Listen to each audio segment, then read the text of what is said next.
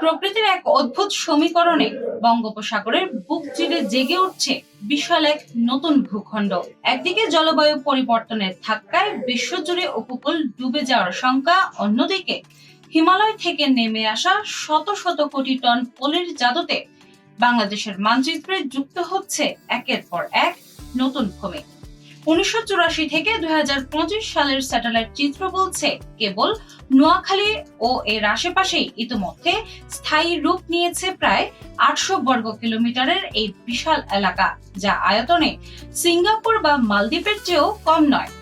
এখানে শেষ নয়, পানির নিচে তৈরি হওয়া হাজারো বর্গ কিলোমিটারের ডুবচর ভবিষ্যতে বাংলাদেশের সীমানাকে আরো বহুগুণ বাড়িয়ে দেওয়ার সংকেত দিচ্ছে।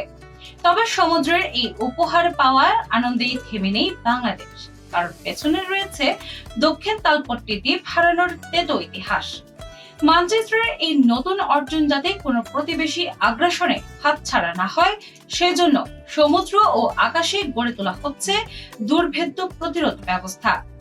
ডর্নিয়ার ২০২৮ মেরিটাইম পেট্রোল এয়ারক্রাফটের শক্তিশালী রাডার এখন সার্বক্ষণিক চোখ রাখছে উপকূলে। পাশাপাশি কোস্টগার্ড ও নৌবাহিনীর জন্য অত্যাধুনিক ড্রোন, হেলিকপ্টার এবং সমন্বিত সার্ভিলেন্স সিস্টেম যুক্ত করে পুরো বঙ্গোপসাগর জুড়ে তৈরি হচ্ছে নজরদারির আধুনিক নেটওয়ার্ক।